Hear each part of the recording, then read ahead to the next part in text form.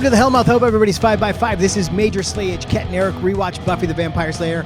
My name is Eric, and to my right, your left, my terrifically talented, toothsome, tenacious, timeless, thrilling, theatrical, telegenic wife and co-host. You know her as half the powerhouse duo that is Kim and Ket. Stay alive, maybe. Give it up for the totally tubular Ketryn Porter. I have two words that you said that I don't know the meaning of. Okay. Toothless. Toothsome. Toothsome? Did I call you toothless? No, you said toothsome, but like, does that mean I have a lot of teeth? No, or just some? like delicious and like sexy. Oh, okay. And then Like you're sweet. say it again. The whole thing? No, just till I get to the other one that I didn't know. Terrifically talented, toothsome, tenacious, timeless, thrilling, theatrical, telegenic. Telegenic means you look good on television, like you're photogenic. Oh, telegenic. We learned some vocabulary words today. Thank you.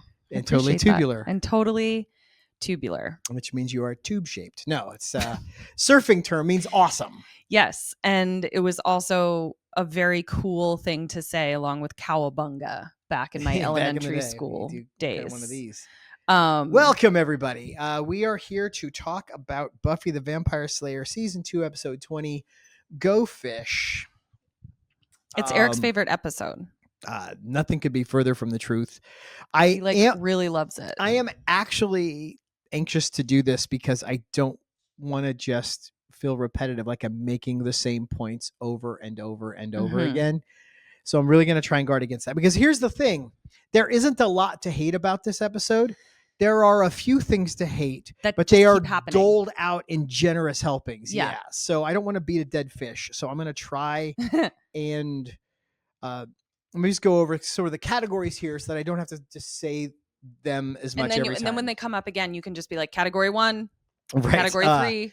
I think overall this episode suffered from a lack of urgency, a real sense of danger. They don't seem to care if they solve this.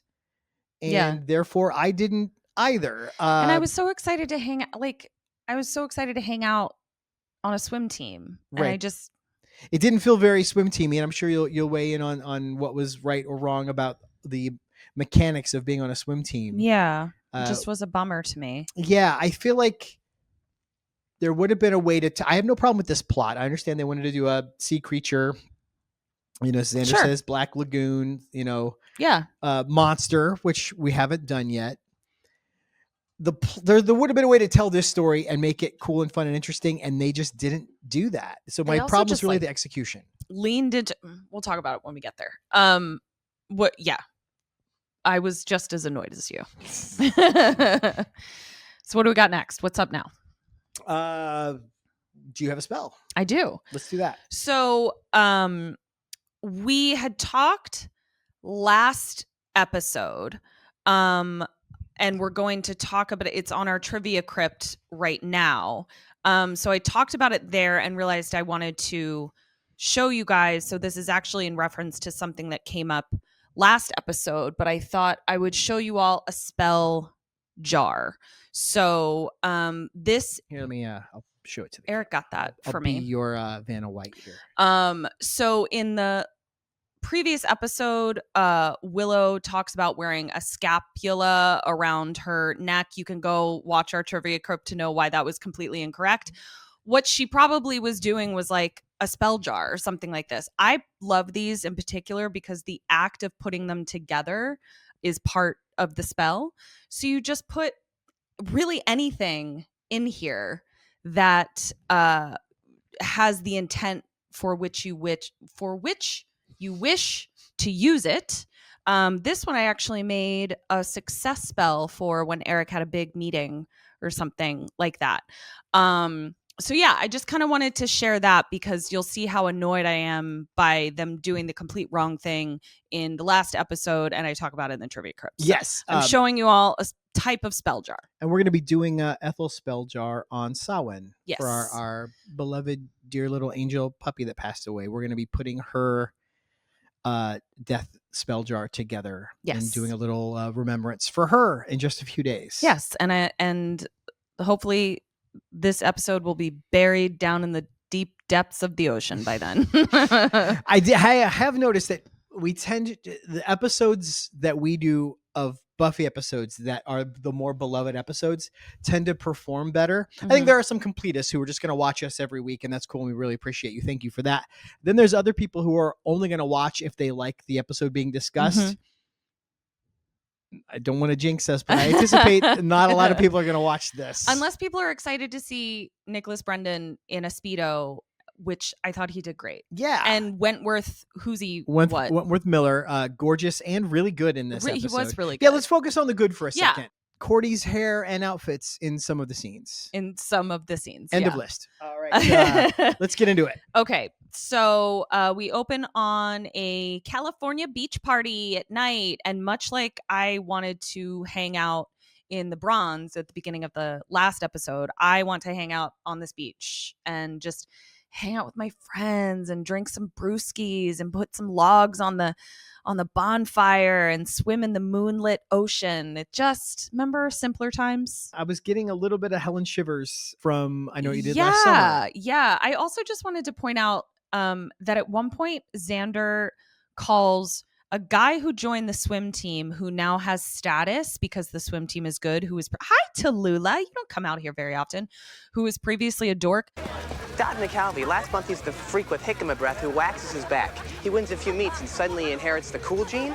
Jicama breath. I couldn't, if you gave me 100 things to smell, I couldn't tell you. It's also just like kind of a wildly tasteless root vegetable, I believe. So we're already not doing well.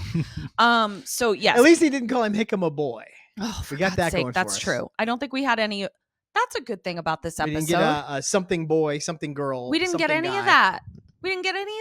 Great job. So 33-year-old doucho comes over to Buffy. It just has a bad guy's face. He really does. Not his fault. But. And he's definitely, into Buffy, but giving her lines that are sort of equivalent to like, I'm a nice guy, where you're like the millisecond that some guy has to tell you that he's a nice guy, he is the opposite. You know who doesn't have to tell you they're nice guys? Nice guys. Right. Yeah. And you said you were annoyed that he was like mansplaining how swimming in the ocean works. Yeah. Like, leave the mansplaining of swimming to me. That's... I try to talk to Eric about swimming all the time. And I feel like Buffy sitting in that car. You should. It's annoying. I get it. The conversation is interrupted because Jonathan is getting waterboarded by the swim team. And Buffy goes over and saves him. But we see a trope where, like, if Buffy saves a dude, there's a chance of that dude getting mad at her for, like, emasculating him, which I'm just so over. And this episode just has so much misogyny in it. I can handle this. Oh my God. Yeah. The another massive category of things is just misogyny. The casualness with which sexual assault is made a joke. Yeah. And disregarded even by our heroic characters, right. Which we'll get into. It was real weird. One fish that I'm going to beat to death. No, I'm not. I'm not going to beat any animals. I'm really sick of these striped sweaters on Willow. And now I'm sort of getting serious about it. Like, now I'm like, what are you doing? What is this costume person doing? So I will be trivia crypting the costume person on this. It's starting to be a thing. Right. Well, unfortunately, you get a break from striped sweaters here and there when she's dressed as a clown toddler. We get striped sweaters or clown toddler. Those are the two flavors of Willow's attire. What was that Jenna Marbles song? I got 3 looks, and that's it. You got a homeless man, a 12-year-old boy, and a hooker. And that's all I know how to do. So for her, it would be... I got 2 looks, and that's it. I got Freddy Krueger's progeny and a clown toddler. And that's all I know how to do. Yeah. We see a defining marker on the guy that she pulled off of Jonathan. He's got a super lame-tastic tattoo. How do 16 and 17-year-olds get tattoos? He could be 18. He's a senior. He's 18. Yes. All right. So I'm the... No, I can withdraw. Oh, you can withdraw. Withdrawn. Objection. So then weird tat guy is talking to Wentworth Miller, whose name is Gabe, something like that. Cage. God damn it, Cage. Something like that. And all of a sudden he hears the call of the ocean or something, I don't know, and disappears. And Gabe, Cage, whatever, smells something, turns around and his friend is gone, and then it's just like, boop, oh well, runs off. We see a skin suit has been left behind, and a monster, like a creature from the Black Lagoon, goes off into the sewer. So we're like, oh no. And we see that the skin had that terrible tattoo on it. I also wrote, I was like, that was pretty gory. Like, it was pretty good gore, the skin suit. We do get some good body horror. Another positive. Back at school, Sunnydale High is still in breach of the law because Willow is still teaching a class with no credentialed adult in the classroom. No mandated reporter. Nothing. No one with any kind of ethics training about how to deal with kids. And they're honestly probably not paying her either. Right, So exactly. we're breaking child labor laws. Yeah, this is crazy. So she's going around looking to see if everyone's pie charts labeled pie charts are Are, complete. in fact, labeled pie And charts. Gabe is playing Naked Lady Solitaire. Snyder comes in at the end of class just as the bell rings and like congratulates him on his meet. Oh, Congratulations on your meat. His swim meet.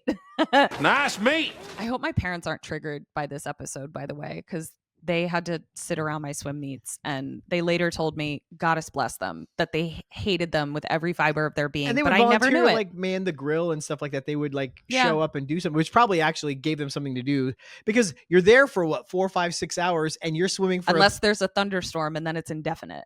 But then they're there all day, and you're swimming for 90 seconds of I that. would swim 2 events, maybe a relay. Yeah. It was wild. And mom would hold the timer. So Snyder then tells Willow, who is now in another striped sweater, to pass the swim team, regardless of their grades.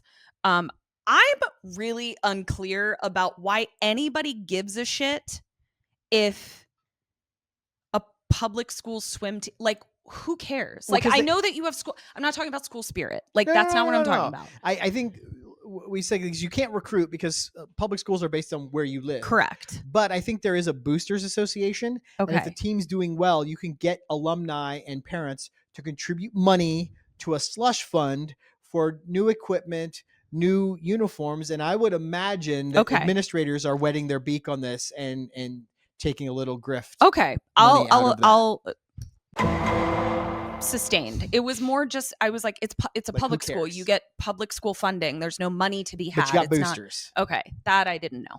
So Willow is telling Zordy about the Snyder Gabe situation. Cordy has a great line that didn't win for my best line, so I can share it. Because she's just spitting truth. It's a truth we don't want to hear, but she's spitting it. Xander, I know you take pride in being the voice of the common wuss, but the truth is, certain people are entitled to special privileges. They're called winners. That's the way the world works. And I just wrote, what is Xander's very weird shirt? Very strange shirt. Yeah, he's got like either like a smock from art class that he put on so that he doesn't get paint on his actual clothes, or it looked like a maternity sweater that he got from his mom. Like, I don't know what anyone's wearing in this episode. And I know that we focus on the costumes a lot.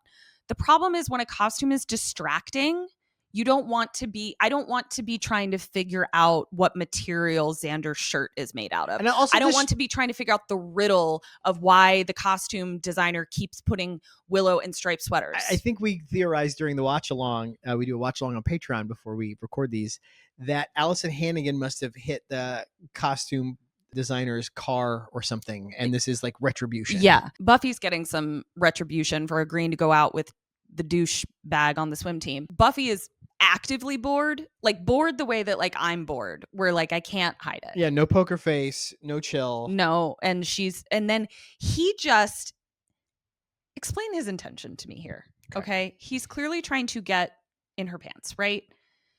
He cuts her off and says, not sexily, but truly in like an inquiring type of way, are you wearing a bra? Like as if he said, like, do you always wear glasses? Like, it was so what was he trying? Do you wear a bra? Are you wearing a bra? First of all, of course. Second of all, what did he think that was going to accomplish? Yeah, in his fanfic, how did this play out? Right. Where she goes, yes, want to see, or nope. But like, it's broad daylight before school.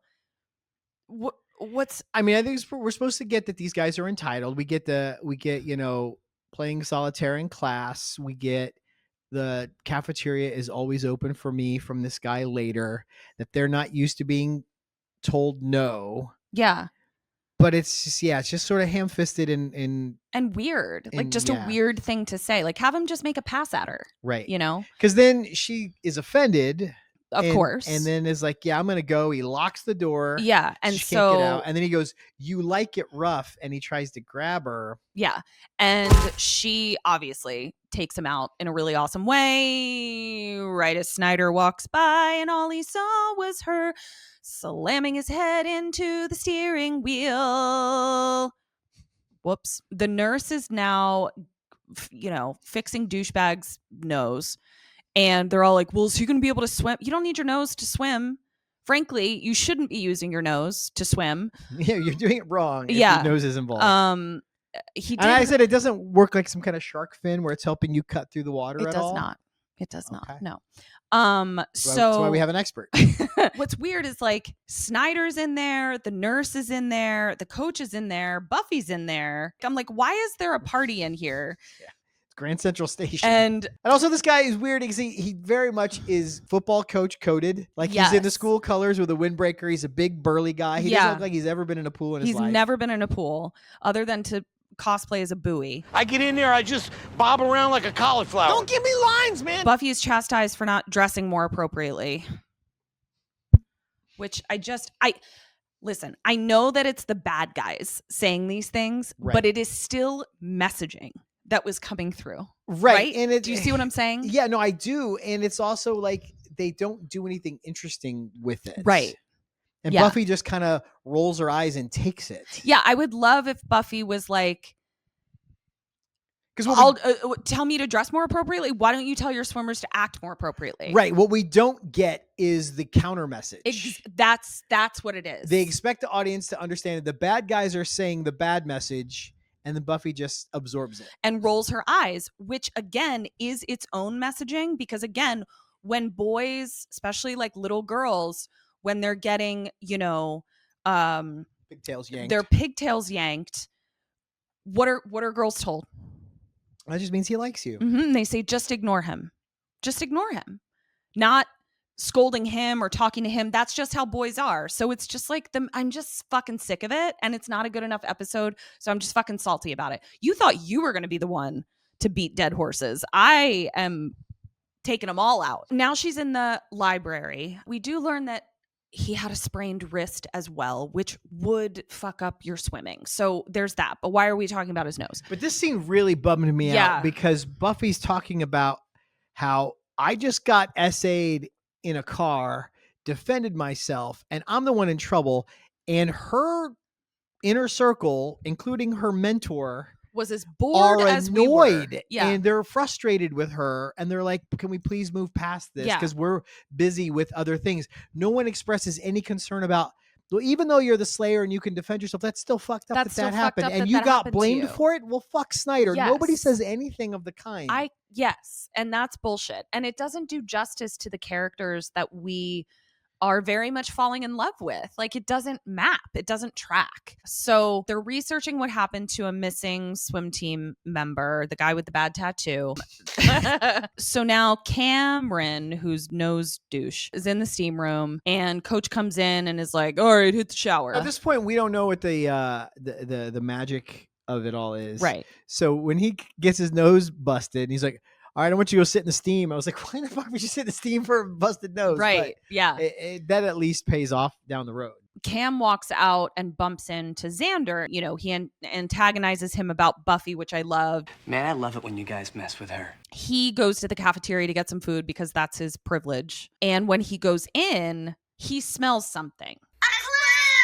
Oh. And we remember Gabe smelling something at the beach before a skin suit was revealed.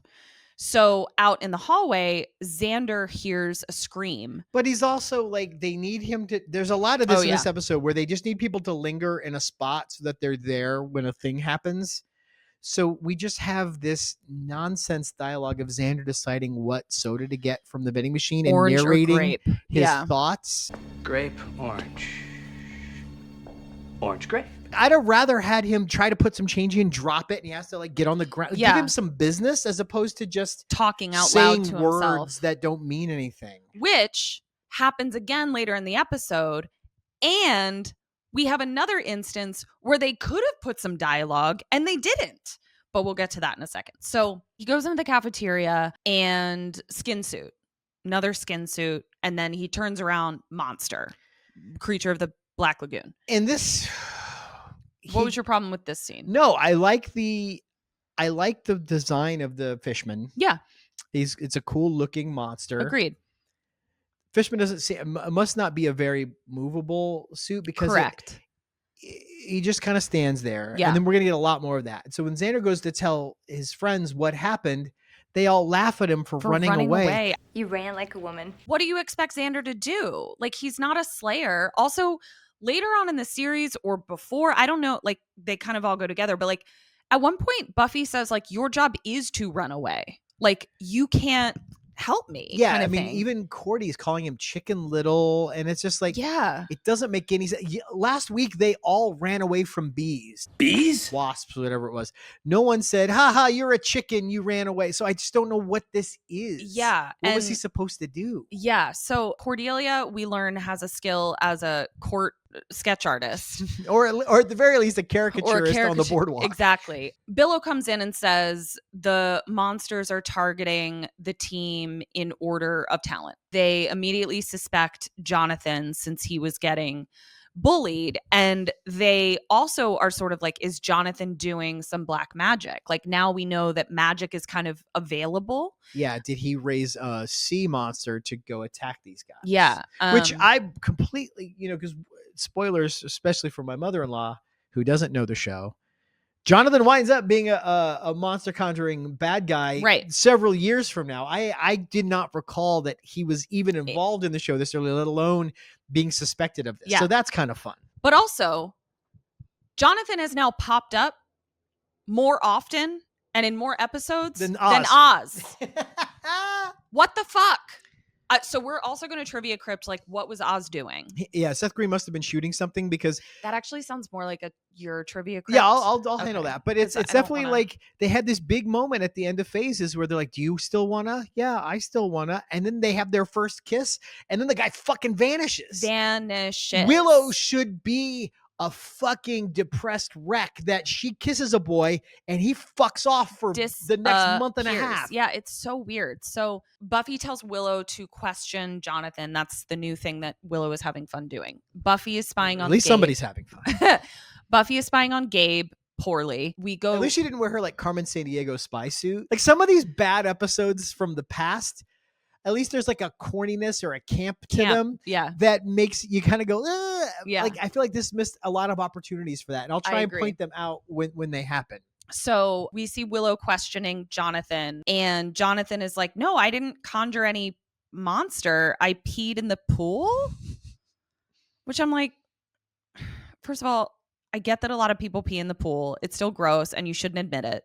But also, like, okay, so you went and peed in the pool where no one saw you. No one will know you did it. And if you do the math, the volume of a pool versus the amount of pee you could actually release, it's statistically insignificant. It's as if you didn't pee in the pool. Fair. Yeah. So, like, By the Jonathan, time it's all diluted. like, yeah. All right. So You say you should have dropped a deuce in the pool. yeah, if you really want to get him back, you got to fucking drain that whole pool. If you do that, you got to drain the whole fucking pool if somebody drops a deuce in there. And now who's competing?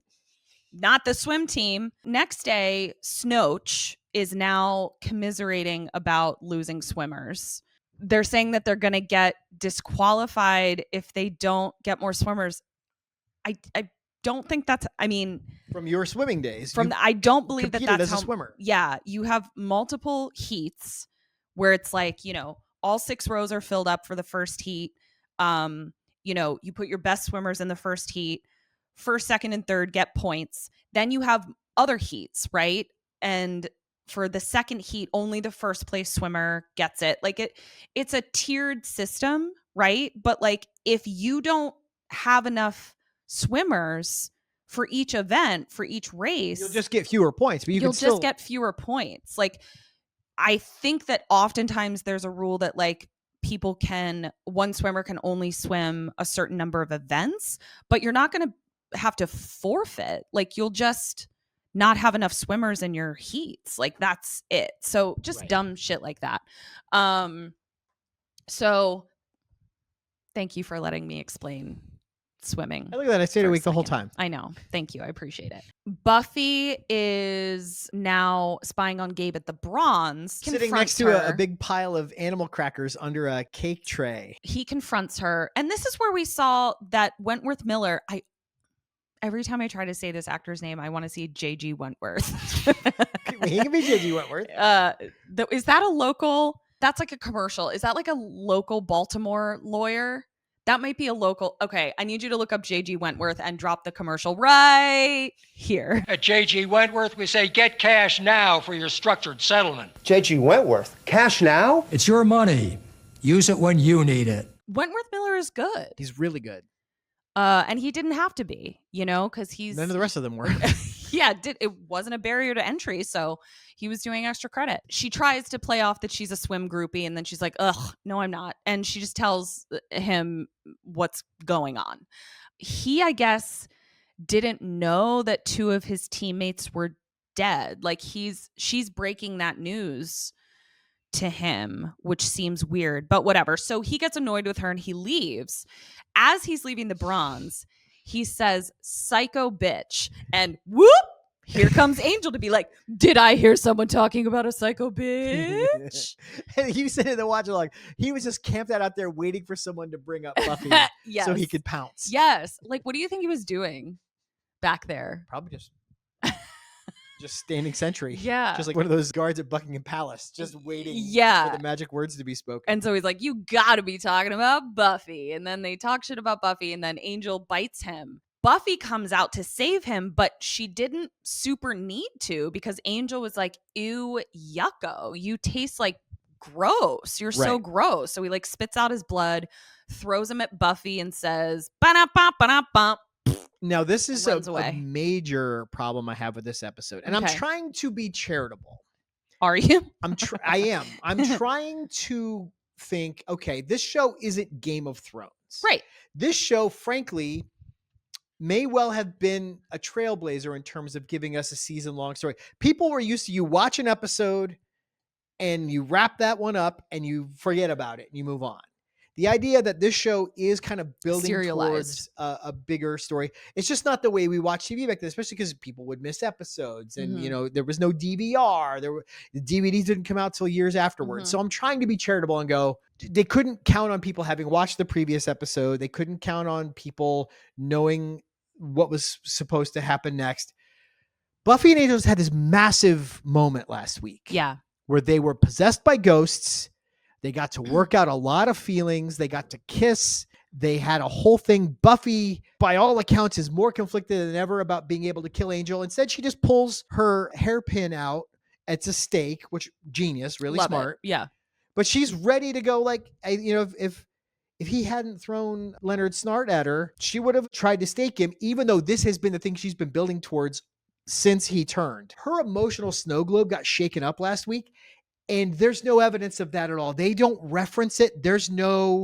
She doesn't have to take a beat to think this is the moment. Can I really do it? It's like last week never happened. And that really fucking bums me out. And I have a way that they could have fixed that very thing that I think would have been helpful when we get to it. I'll tell you. And also the fights are in slow motion. He picks Wentworth up and throws him at her. She had a 9 Mississippi to get out of the way. Yeah. Like the way the fights were staged in this was really lackluster.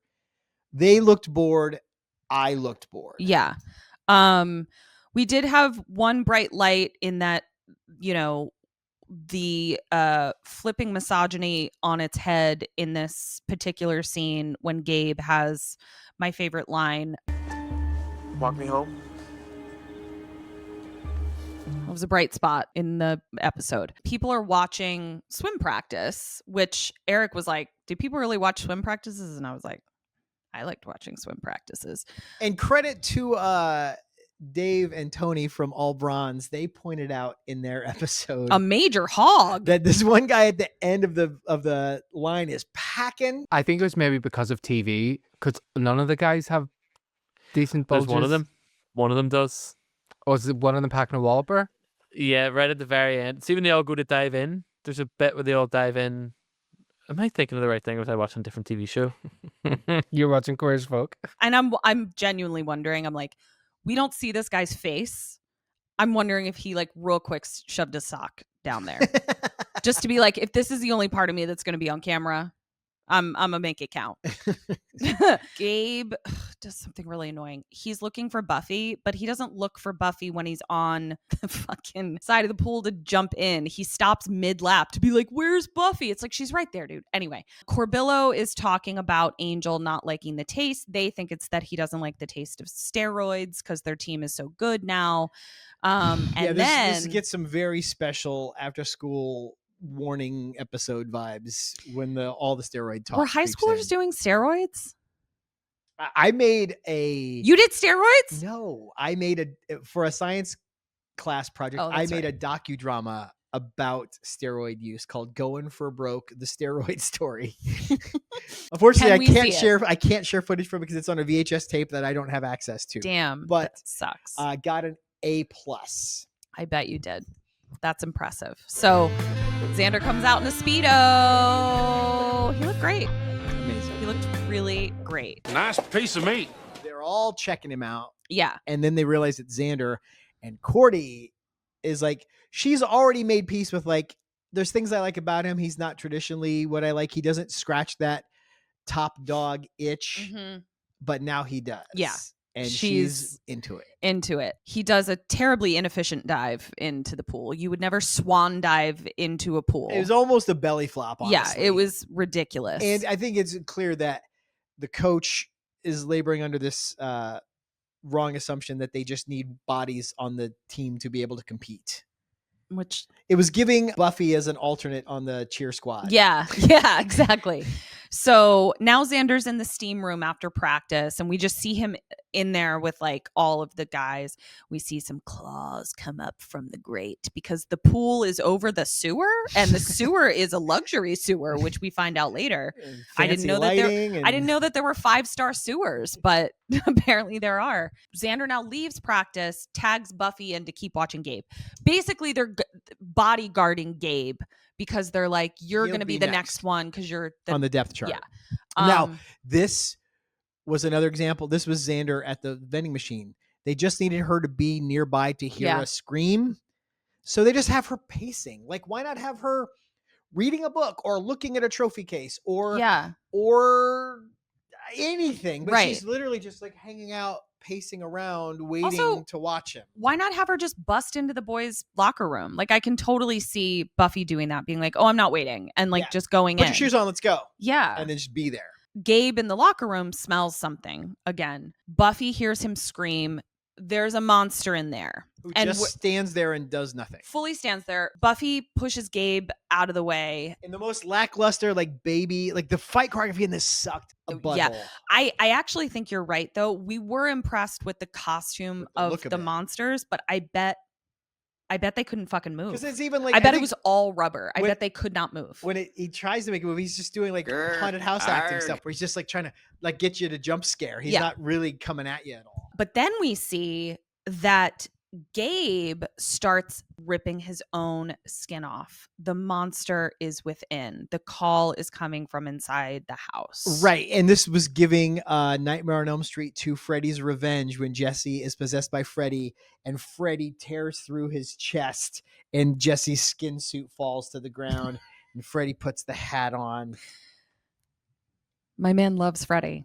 Absolutely. He really loves Freddy so much. Gabe's skin comes off. He's a monster. Now she's and this fighting was great. Good body horror. monsters. The effects were fantastic. Yeah, it was great. Yeah. But the fight when they're two monsters was not. One bites her. The coach comes in and saves her. And then they do a really hilarious slip and slide into the sewer. It was funny. Yeah. It was humor. So silly. It's now another party in the nurse's office. Buffy, the nurse, Giles, the coach, everyone's in there. They're all talking about the attack of the monsters in the locker room. Coach is now like, I don't know how this happened. I just, and Buffy's just kind of like, you didn't think that they were taking something? Like suddenly they're all good. And he's like, I just, I was just so excited that we were good, blah, And blah, he's like, blah. you think it's just your guidance that's inspiring them to be great, Yeah. And you don't really want to think about the alternative. Yeah. So Buffzillo is now doing some computer research about symptoms of steroid use. Yeah. All of the aggression and all of the different things are there. That's what it is. So they're like, it's definitely steroid use, because all the guys on the swim team went from like kind of not being very prominent to all being assholes. So Xander is like, I'm going to stay undercover and figure out like by what method they are taking the steroids. Yeah, where are they getting them? Who's providing them? Yeah. So here's the scene. And I think Buffy actually suspects it's the school nurse.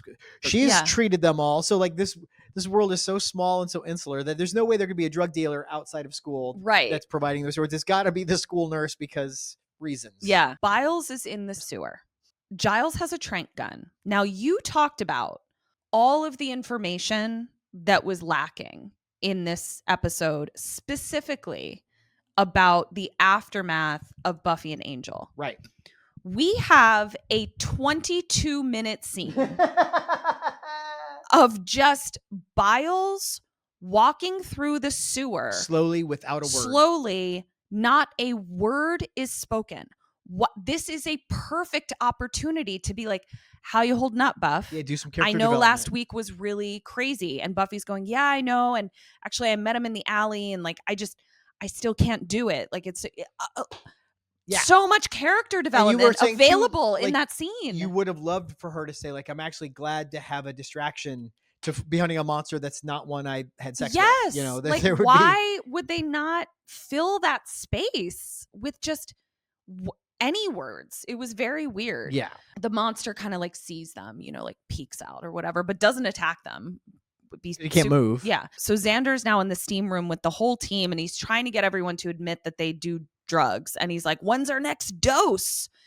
And a guy who's in everything from that time, he was a real hottie at this time and I can't remember his name. The guy goes, you're soaking in it. You're soaking in it. So now we're like, oh shit. Okay.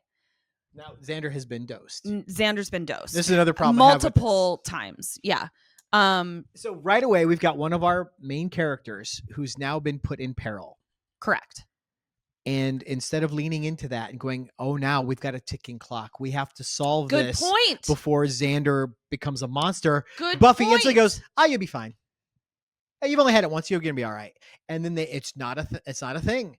It's fucking missed opportunity. It's not the way you tell a story. You don't introduce peril and then immediately dash it. You lean into it and you go, fuck, now we really got to get a fire under our ass. So now Noach is arguing because Nurse is like, we're hurting kids. And Coach is like, I don't care because I want Sunnydale to win the champion. Like, what the fuck? And so the Nurse... And he's like, we're close to perfecting the mix. Basically, they're trying to perfect the mix so that they become really great swimmers, but they don't turn into they take on the attributes of a sea creature without becoming a full-on sea creature. Yeah. They need to stop before they rip their skin off. Yeah. And she's look like a monster. And she's like, you've already lost, 3 or 4, however many. And he's like, they're not lost. They live in my private seaquarium under the locker room. Right. So he throws the Nurse into the 5-star sewer so that that his boys can have some dinner to eat. Which is not going to raise any questions at all. Right. Where's the fucking Nurse? Well, she joined the swim team and then turned into so Xander's in the library. This is where he's freaking out about being dosed by steroids and no one cares. Cordy is freaking out because now she's dating a monster and that's not the plan that she had for her life. Right. Buffy says she's going to go talk to the coach while the hospital makes an antidote. Based on... They don't even know what it is yet. And how did we get a sample? Doesn't make any goddamn sense. We don't have any monsters on us right now. I mean, I at this point, you kind of go, well, I hope Xander does turn into a thing because then we can at least study it and figure out how to reverse it. Or even be like, oh, Xander, this is great.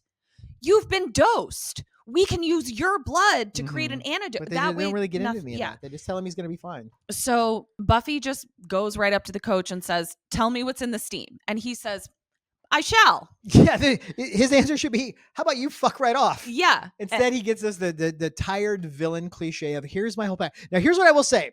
Yeah. Let's say you want to go with this exact story. Okay. I'm going to pitch you 2 tweaks. Okay.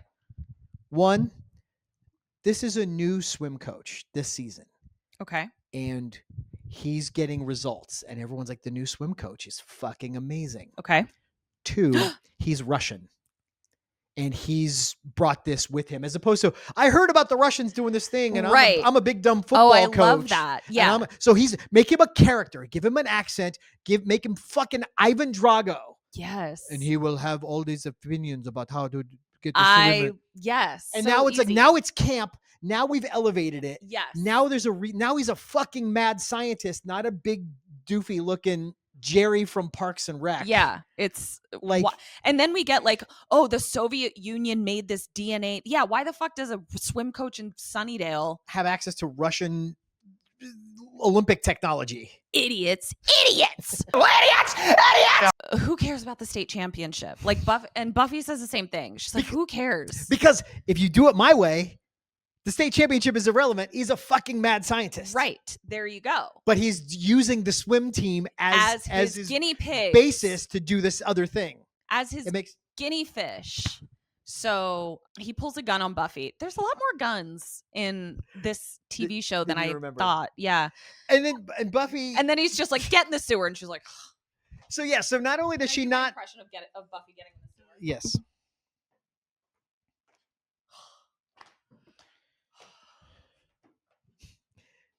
So not only could she make a fast step and disarm this guy instantly. Yeah. Or dive behind the blue barrels. She can take this dude out. Yeah. Now you said in the watch along maybe she wants to see what's down there for investigative purposes. See, I mean, but they don't really play into that. I was being generous. Yeah, they don't. That's not clear from anything that the show gave us. That's us writing the show for them, frankly. Yeah. So she goes into the sewer. The nurse's body is there, which they did not appear to eat. It looked like she had some gunshot wounds in her. Yeah, that did look like yeah. And he's like, they've already eaten, but clearly this woman's entire body is floating around, so they didn't eat her. Right. And then the coach is like, they're not hungry anymore.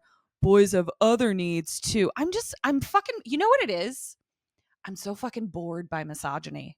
I'm so fucking bored. Is that all you got? Right. Really? That's like all you got is to just be like, women are weak, boys are strong. Like I'm so bored. Come up with something else, you losers. Like I get that these are the bad guys, but the idea like, yeah, my school of fishmen are going to like assault you in a gang fashion. Yeah, is not something that should be on I'm just fucking kids show. Yeah, like, I'm it's just so like dumb. Yeah, it's just So because it's not treated and seriously. then, it's not treated seriously. Yes, and then Buffy. Oh, fuck. Okay, hold on. So Zordy's at the pool. Xander's freaking out that he's getting scaly. Love Cordelia's outfit.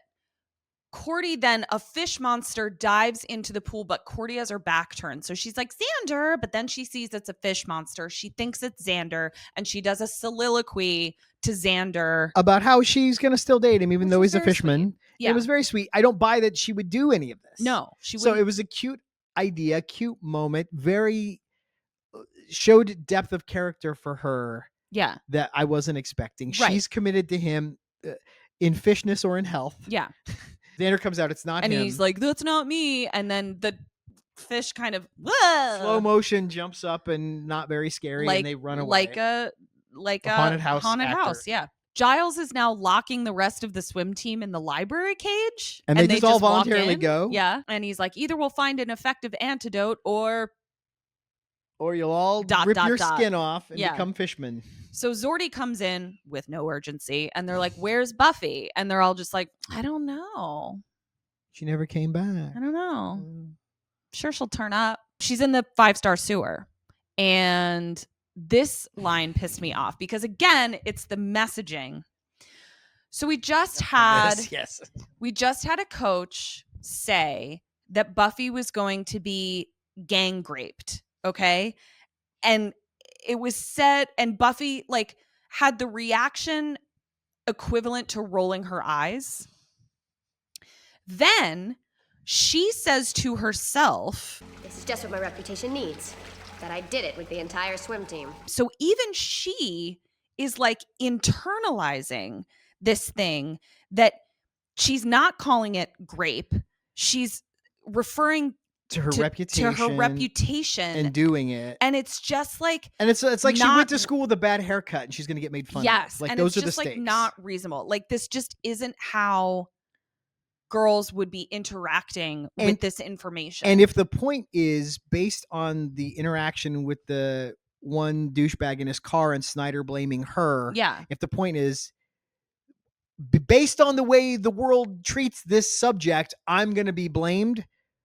But that's not what's coming through in either the dialogue or the performance. Yeah, she's more like, oh, womp womp. Xander now comes and confronts the coach. But again, he just kind of saunters in. He's not running in. Where the fuck is Buffy? Like, yeah. We've seen these kids run. We've seen these people run. Yeah, and he manages... Also going back to when Zordy runs away from the fishman, does anyone make fun of Cordelia for running away from the fishman? You ran like a woman. Does anyone call her Chicken Little? Good point. So stupid. Xander manages to disarm the coach. That's what Buffy should have done. Yeah. With no Slayer strength. No Slayer strength at all. And very brave, frankly. Yeah, great. Not very running away energy, actually. Yeah. They don't know. From moment to moment, they don't know what they're writing in this episode. Yeah. Who these characters are, what drives them. So then he, I think he knocks out the coach and then like hears a kerfuffle down in the 5-star sewer. But even then, he hears kerfuffle and he's kind of, oh, what's going on down here? I wonder. Let me take a peek. Let me see what this is. Yeah. Like no kind of like, again, no urgency. Yeah. I can't say it anymore. The monsters all stand around her while she takes a jumping leap into Xander's arms, and then they decide to try to pull her down. 4 giant, strong fishmen are trying to pull them down. Xander's anchored to nothing. Right. But they also, like you said, they stand around. They're just standing there. Like, give Buffy a cool move, please. Yeah. Why don't they give her a cool fucking move? All right. I had to reset him. He pulls Buffy up. Then the coach wakes up and they push him into the 5-star sewer. And Buffy attempts to save him. Oh yeah, she does attempt to save him. That's right. Slips and out of her he grasp. slips out of her hand. And then we are led to believe that the coach is graped by his fishman. Those boys really love their coach.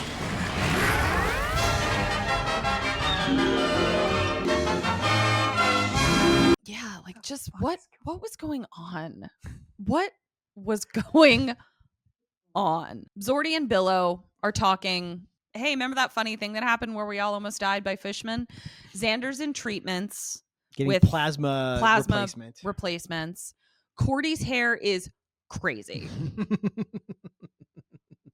Crazy. Like so crazy. It's 80s hair. Knowing that like in season 1, Cordelia's worst nightmare was having bad hair. And she's just walking around like it's nothing with this nonsense on her head. So that was my biggest problem with the whole episode. Yeah, she's got this Charlie's Angel hair. Yeah. So Giles says animal control wasn't able to find the fishmen. And Buffy's like, I don't think they're going to find them. Cut to them swimming very inefficiently in their rubber suits in the ocean. Yeah, it looks like I was like, they're not going to last long at all. Yeah, it looks like a music video. Yeah, like from the 80s of just like, hey, I got a funny idea. Let's put the band in fisherman suits and let them hop around in the ocean. They're gonna get ripped apart by a fucking seal in no time. They don't stand a chance. Conch shell would take these dudes out. And we already know their fighting is just kind of standing there. Like they're cooked, man. They're absolutely cooked. Sunnydale High Yearbook Committee meeting now in session. What did you have for best dressed? Xander in a Speedo. He looked great. It's a brave move. I thought he did a wonderful job. He looked fantastic. Yeah. I have Cordy in the outfit that she wore at the pool. Oh, yeah. With her little thigh highs. Socks. Yeah. She looked great. Who was your worst dressed? Also Xander in his weird shirt. What is your weird shirt? I can't give Willow the worst dressed every fucking week. Right. Striped sweaters, clown toddler. I'm done with it. Stop it. I hated Wentworth Miller's turtleneck in the first scene. You did hate that. It's got a weird stripe here and a weird stripe here. There's not enough going on for it to be this asymmetrical geometric thing. It bummed you out. Yeah, just didn't care for it. What'd you have for best line? I loved just the moment of J.G. Wentworth saying "Walk me home" to Buffy. It was a great line, and he sold it well, and it was great. Yeah, there was few and far between. Yeah, I liked when Xander called the coach Coachy. Okie dokie, coachy. I didn't even know that happened, and I love that you're like, well, that's my favorite line. There wasn't a lot. What'd you have for worst line? But boys have other needs. I feel like I could literally just flip the script to any page and blindly put my finger in and find a line equally bad. Here are some of my least favorites. Okay. Grape, orange, orange, grape, grape, orange, orange, grape. Mm-hmm. Boy, when they were handing out school spirit, you didn't even stand in line, did you? School spirit. Just what my reputation needs, that I did it with the entire swim team. Yeah. Those boys really love their coach. Oh my God. It's fucking terrible. Womp womp. What was your best move? I love when she smashed his head in the steering wheel and we got a little burp. I really liked it. Mine was when it ended. I did have a worst move. Oh. When she saves Wentworth Miller by gently touching him and he steps back a quarter of a step. Yeah. And also not bum rushing the coach and taking the gun away. Yeah. And did you have a worst move? I didn't. No. Okay. We don't usually do worst move, but yeah. And what did you have for most likely? This is going to bum you out, but I think we have to come to terms with it. And especially at this time, it didn't mean the same thing that it means now. Most likely to be a registered Republican, Cordy, with that line in the very beginning about some. What does bum me out? No, I know. I'm sorry. Anything you said there. I know. I'm sorry. I had most likely to never watch this episode again. Me. Fair. And that's all we got for you this week. Thanks for hanging out with us. We'll be back next Monday with a brand new episode. Also on our Patreon right now, released today. Watch along for this episode. And our trivia crypt for last week's I Only Have Eyes for You. All that's $5 a month. We put out every week. We put out 2 pieces of bonus content in addition to this main show. Give us $5 and give us $5. Give us 5 stars. Yeah. 5-star review rating. Give us 5 of everything. Please like and subscribe. Hit that thumbs up. Leave us a comment. Tell us your picks for best and worst line, best and worst dressed, best move, worst move, most likely. And weigh in on Joyce's parenting because that seems to be a thing. She didn't even appear in this episode. Exactly. Her daughter's her daughter's being sexually assaulted left and we right. Didn't even go home. We didn't even go home. Joyce is nowhere to be found. This is egregious. Goodbye. Hey, while we're checking stuff out, please check out our other show, Kim and Ket Stay Alive, maybe, co-starring her and the hilarious Kim Burns. Although sometimes me lately because Kim's on maternity leave. So we've got a few episodes in the tank, but we're also doing a few new ones where I'm sitting in. That's on social media at KKSam Podcast. Comes out every Wednesday wherever you listen to podcasts. This show's on social media at Major Slayage Pod. And that's all we got. Until next Monday. Dust you later.